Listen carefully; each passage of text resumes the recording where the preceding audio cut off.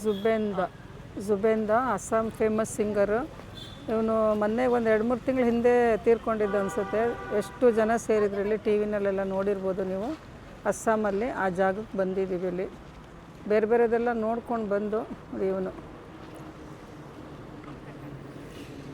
ಈಗ ಇಲ್ಲಿ ಸ್ಮಾರಕ ಮಾಡ್ತಾ ಇದ್ದಾರೆ, ನಡೀತಾ ಇದೆ ಕೆಲಸ. ಪೇಂಟಿಂಗ್ ಮಾಡಿದ್ದಾರೆ ಯಾರೋ ಅವನದು. 40 ಭಾಷೆನಲ್ಲಿ ಹಾಡು ಹೇಳಿದಾನಂತೆ ಇವನು, ಕನ್ನಡದಲ್ಲೂ ಹೇಳಿದಾನಂತೆ. ಯಾವುದು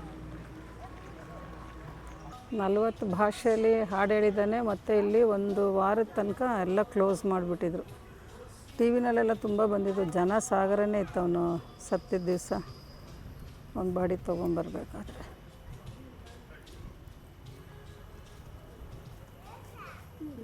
ಇಲ್ಲಿ ಇನ್ನೂ ಕೆಲಸಗಳು ಮಾಡ್ತಾಯಿದ್ದಾರೆ, ದೊಡ್ಡ ಸ್ಮಾರಕ ಮಾಡ್ತಾಯಿದ್ದಾರೆ ಇಲ್ಲಿ.